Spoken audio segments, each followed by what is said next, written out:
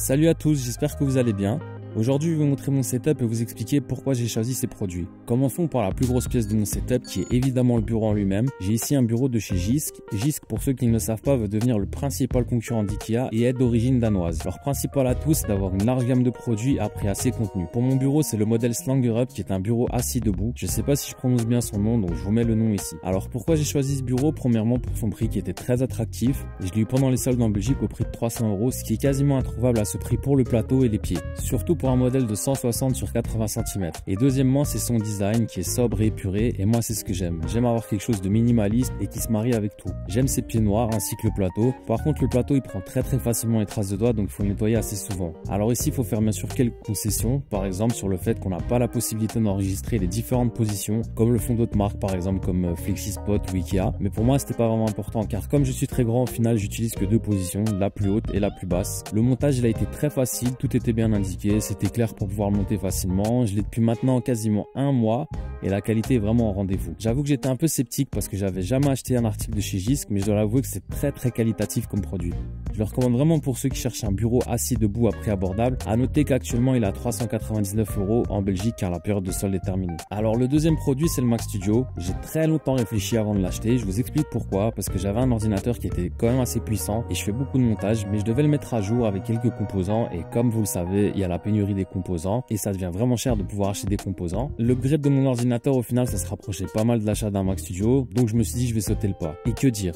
Bah tout simplement que c'est un monstre. J'ai ici la version de base, à savoir le M1 Max avec 32 Go de RAM et 512 Go en SSD. Et comme je vous l'ai déjà dit, je fais beaucoup de montage et d'étalonnage et honnêtement, j'ai pas encore su le mettre à terre. C'est vraiment très impressionnant, mais je veux pas en dire trop parce que prochainement arrive ma review dessus. Donc n'oubliez pas de vous abonner pour ceux qui ne l'ont pas encore fait. Le troisième produit, c'est bien entendu mon moniteur, le Huawei MateView 28 pouces. J'en ai fait un test récemment, je vous mets le lien dans la description pour ceux qui n'ont pas encore vu. Ici aussi, mon choix s'est divisé sur plusieurs critères. Il y avait l'aspect colorimétrique afin de pouvoir travailler sur mes étalonnages de manière fidèle, mais également le design et le prix. Et pour être très honnête, j'adore ce moniteur. Le format 3,5 est vraiment incroyable pour mon utilisation. Comme je l'ai dit dans mon test, ce format me permet d'afficher beaucoup plus de pistes sur ma timeline de montage par exemple, ce qui est pour moi un gain de temps énorme. Comme je vous l'ai expliqué aussi dans mon test, c'est une réelle alternative au Studio Display de chez Apple. Ici oui, nous sommes sur de la 4K et non de la 5K et on est en DCI P3 à 98% pour le Huawei contre 100% pour le Studio Display. Mais pour moi, la comparaison peut vraiment être faite et je vous invite encore une fois à aller voir mon test dessus. C'est un produit que je regrette vraiment pas d'avoir acheté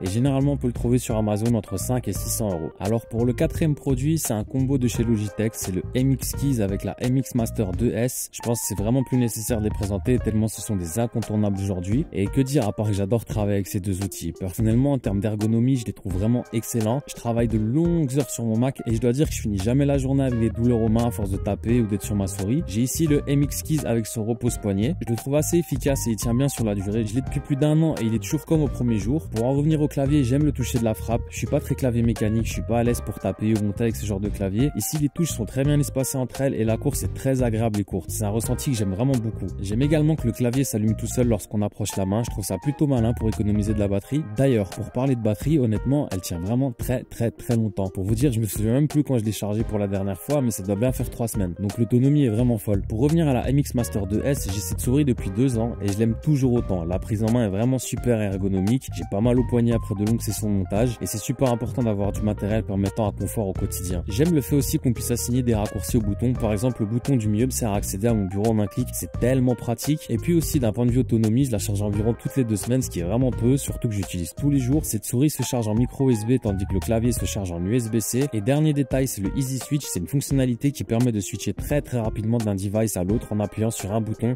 C'est ultra pratique et ça marche super bien. Alors le cinquième produit, c'est le moniteur de chez ESR. C'est un produit que j'ai pas acheté mais que j'ai reçu de la marque pour le tester. J'étais un peu dubitatif au départ parce que je voyais pas trop l'utilité, mais finalement c'est un produit que j'aime beaucoup utiliser et je l'utilise dans un but bien spécifique. C'est lorsque je dois créer du contenu pour les réseaux sociaux. Comme vous le voyez, je l'ai placé à la verticale et ça me permet donc de pouvoir visualiser plus facilement mon contenu en grand que si je devais être sur mon moniteur Huawei. Alors il a une résolution Full HD, donc c'est plutôt correct pour un moniteur de cette taille. J'ai quand même quelques reproches à lui faire. Le premier, c'est la luminosité de 250 nits. Je trouve que ça manque de pêche et que ça se voit très fort lorsqu'il est placé à côté de mon Huawei. Et le second, ce sont les couleurs. Il est sRGB à 72%, donc c'est pas très fidèle et c'est impossible de faire de la retouche photo ou étalonnage dessus. Mais en tant que moniteur d'appoint ou pour un usage spécifique, comme je le fais, il est vraiment top. Son design est aussi très sobre et minimaliste comme j'aime. Son prix varie entre 200 et 220 € sur Amazon. Je précise que je suis pas payé par la marque pour parler de cet écran et que je vous donne mon avis en toute transparence et objectivité. Alors le 6e produit de mon setup, c'est la Screen Bar Halo de chez Benq. Ce produit est également un produit que j'ai reçu de la marque qui souhaitait que je crée du contenu sur mes réseaux. Lorsque j'ai reçu ce produit, je possédais déjà une light bar qui venait de chez Xiaomi, mais je pouvais malheureusement plus l'utiliser sur mon MateView car la pince était trop large. Ici sur cette barre, je peux la poser sans souci sur mon MateView. Nous avons la possibilité d'allumer la barre en elle-même ou alors l'arrière, voire l'arrière et la barre en elle-même, ce qui est très pratique et malin car ça permet d'avoir moins de contraste pour l'œil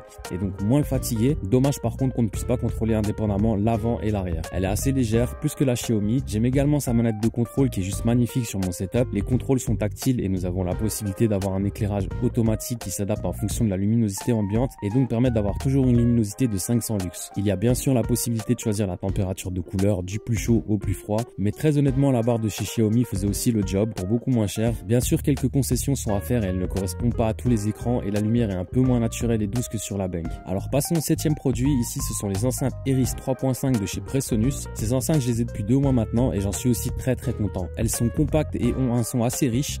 Après, je suis pas expert en son, mais pour mon utilisation, elles me vont parfaitement. Elles sont très puissantes et ce sont des enceintes actives, donc pas besoin de caisson de basse. J'aime leur design très sobre, mais passe-partout. Elles sont très faciles à brancher et installer. Elles possèdent une entrée auxiliaire et une entrée casque en jack 3.5 en façade. Il y a la possibilité de régler les basses et les aigus à l'arrière. Autre point important, elles ne sifflent pas même lorsqu'on ne joue aucun son. J'avais eu des M-Audio par le passé qui avaient un léger sifflement assez énervant lorsqu'elles n'étaient pas éteintes et qu'aucun son n'était joué. Ici, rien. Je les recommande vraiment pour le prix qui est d'environ 99 € sur Amazon. Alors le 8e et dernier produit ici, c'est la station de charge 3 en 1 de chez Belkin. Belkin, je la présente plus, tout le monde connaît cette marque. J'ai pris cette station de charge tout simplement pour son design sobre mais tellement efficace. J'aime la possibilité de pouvoir charger ces 3 appareils en même temps, c'est très pratique. J'ai également fait une review sur ce produit dans une de mes précédentes vidéos. Je vous mets le lien en description également pour que vous puissiez voir ce que j'en pense de manière plus approfondie. Il y a la possibilité de pouvoir incliner le pad de chargement pour l'Apple Watch et je trouve ça vraiment très pratique à utiliser. J'ai pas grand chose à dire de plus à part que c'est vraiment une station ultra fiable qui a un super design et qui fonctionne super bien.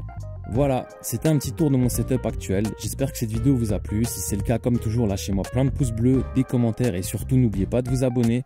Je vous dis merci à tous et à la prochaine.